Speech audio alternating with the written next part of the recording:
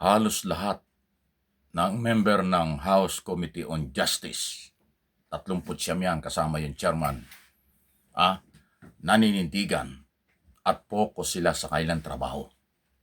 Kahit pa anong puntong legal ang galaw ng kampo ng pangalawang Pangulo, kahit sinasabi ni Sara Duterte na hindi siya kinonsulta ng galaw ng mga independent lawyer na nagpunta ng Supreme Court at kino-question ang proseso ng impeachment. Ang sinasabi ng maraming Committee on Justice member, hindi sila nababahala dyan. Tutuloy nila ang kailang trabaho. Dahil naniniwala sila na hindi kakatigan ng Supreme Court ang mga petitioner o nagpetisyon ng kampo ni Sara Duterte. Lalo pa naman, inamin ni Sara na hindi siya nakonsulta. O anong ibig sabihin niya? Alam nyo, yung pag-amin ni Vice President Sara Duterte na hindi niya alam itong galaw ng mga independent lawyer o volunteer lawyer sa sinasabi niya, yan sa aking pananaw, meron po yung bahagyang epekto sa ating mga maestrado ng Supreme Court.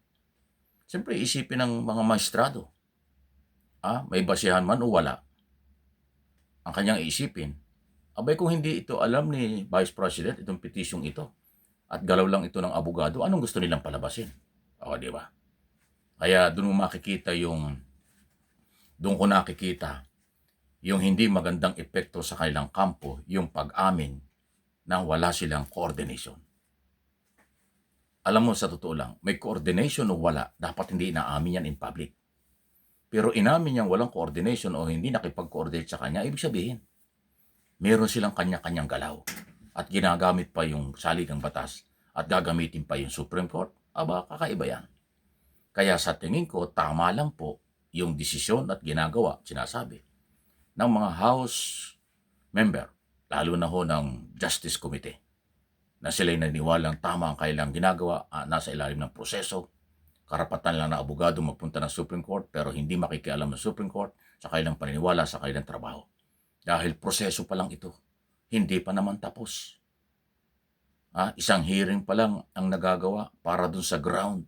Meron 3 hearing, baka 4 na hearing pa sunod-sunod bago matapos yan. Actually, sinabi nga ni Congressman Zamora, Vice Chairman ng Committee on Appropriation, na ang kailang pagtaya, abuti ng Mayo ito sa kailang pagbabalik. Mula sa, kailan ba yun? April 14, ang next hearing, 3 araw sunod-sunod yan, o linggo, bago dumating pa yung Mayo. So kung hanggang Mayo, dahil 60 days ang pinag-uusapan dyan bago sila magkaroon ng final decision. Impeach ba o hindi si Sara Duterte sa mababang kapulungan ng Kongreso? Hindi pa natin alam. Pero ang gagawin ng Kongreso, Justice Committee, tuloy-tuloy kahit na may petisyon sa Korte Suprema ang mga volunteer lawyer. Kaya sinasabing volunteer kasi taga Davao yung lawyer, kilala ko. Sabi ni Sara Duterte, voluntary lang yung mga yan. Hindi nga nagkonsulta sa akin. So, sa tingin ko, personal kong opinion, hindi maganda sa Supreme Court na ganyan ang paliwanag ng pangalawang Pangulo na tila yung galaw ng kanyang abogado hindi niya alam. Wow! Hindi ko nga alam kung ano yung mga pinaghuhugutan o anong plano. Yan ba'y strategy nila? Bahala sila. Yan ba'y talagang pagkakamali o kung ano? Bahala rin po kayo mga nakikinig sa inyong mga sariling opinion. At kinaniwala maraming matatalino na mga nanonood, nakikinig at yung kailang mga comment. Maliban lang doon sa comment ng mga anti-Marcos o Duterte camp na kahit na anong topic sasabihin Duterte kami. Naalala ko nga yung aking pinost ng isang araw tungkol sa kagandahan ng Japan, yung mga, alam mo na, yung mga tourist spot dito sa Japan, pinupost ko. Aba, yung mga nag-comment solid Duterte kami. Ano kinalaman? Naubot tuloy, natawa tuloy ako doon. Halatang halata mong ano yan yung mga computerized reaction, yan yung troll. Isipin mo ang topic, kagandahan ng Japan. Ang kanilang comment, solid Duterte kami. Nakakaubo kayo. Yun yung mga troll na naghihintay lang ng topic tapos pakakawalan yung comment. Yung comment na inihanda nila doon sa troll operation nila. Yung kailang company nag-ooperate dito. Walang pakialam kung anong topic. Basta ito, ibilalabas namin. Sabi siguro ng mga Japanese, iba klase itong Pilipino. Ang pinag-uusapan Japan, siningit yung politika sa kanila. Matatawa ka na lang talaga, eh. Meron pa ngang isa, eh, ang topic, eh, basta lahat sablay. Pagka gano'n mga troll 'yun. Minsan aso, pusa yung picture, minsan naman ay parang ewan ko anong klaseng mukha 'yun, ah, 'di ba? Yung mga walang identity sa kanilang mga Facebook page, pasintabi na po, 'yan po yung ginagamit nila na sa lahat ng topic bigla na lang pumapasok at may mga comments, suntok sa buwan ang topic. Alam mo na kung sino 'yon. Gano'n pa man, happy holidays po sa inyo. Naalala kong bigla lang, may mga gano'n, eh. So anyway, dito ho pagka ang pinag-uusapan, hindi man tayo mga abogado, pero tayo may karapatang basahin at alamin kung ano ang batas, especially sa saligang batas. Ako lagi kong inuulit, tayo pong mga Pilipino mag-aral, tuloy-tuloy tayong pag-aral. Basahin natin ang saligang batas. Ang saligang batas, ang libro ng saligang batas, yan po ay public, pampublikong libro yan. Dokumento para sa publiko na ating basa-basahin yan. Pag nabasa niyo yan, malalaman niyo kung ano yung kapangyarihan ng gobyerno at ng mamamayan kahit sino. Huwag kayong masyado nagpapapaniwala pagka nasa gobyerno silang tama. Pagka sila'y politiko at malaking tao silang tama, hindi po. Kadalasan sila yung mali. Kadalasan sila yung bumabalok sa batas.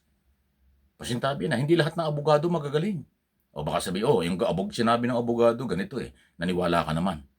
Hindi po. Ang abogado, ang loyalty niya sa kanyang kliyente. Hindi sa atin. Kahit mali, itatama ng abogado. Kahit tama, mamaliin ng abogado. Kung yun ang kanyang gagawin bilang pagsunod dun sa employees-employer. Clients-lawyer relationship. Yun po yun. Kaya, huwag nang magagalit ng mga abogado. Hindi lahat ng abogado matatalino at ating pagkakatiwalaan. Maraming hindi abogado mas nakakaintindi, mas may loyalty, mas tama ang sinasabi. Tandaan niyo sinasabi. Huwag kayong matatakot sa kahit na sinong malalaking tao. Mayaman, taga-gobyerno, abogado, kahit sino, hindi. Alamin niyo sila ba'y tama ang ginagawa. Pag sa tingin niyo mali ang ginagawa, bakit ka maniniwala sa kanya? Maniniwala ka sa kanya dahil senador siya? Maniniwala ka sa kanya dahil vice president siya? Maniniwala ka siya dahil pangulo? Hindi ganun. Mahalaga yung kaalaman kaysa sa kapangyarihan. Pag ang kapangyarihan mo hindi mo ginamit ng tama, useless yan. Kaya mahalagang alamin mo yung bang kanyang ginagawa inaayon sa kanyang kapangyarihan. Ganun ang pagsusuri. Pero yung walang kapangyarihan, pero mayroong nalalaman sa tamang pamaraan, yun ang dapat suportahan. Yun ang kailangan ng Pilipino. Kaya huwag kayong magpapabudol, huwag kayong magpapagamit, huwag kayong gagaya sa mga troll. Parang tuta na kung anong paggawa, gagawin. Kahit malayo sa isyo ang mga sinasabi at ginagawa. Okay, magagalit Laging for information, for education ang topic dito sa aking mga channel. Real talk nga lang, sabi nga nila.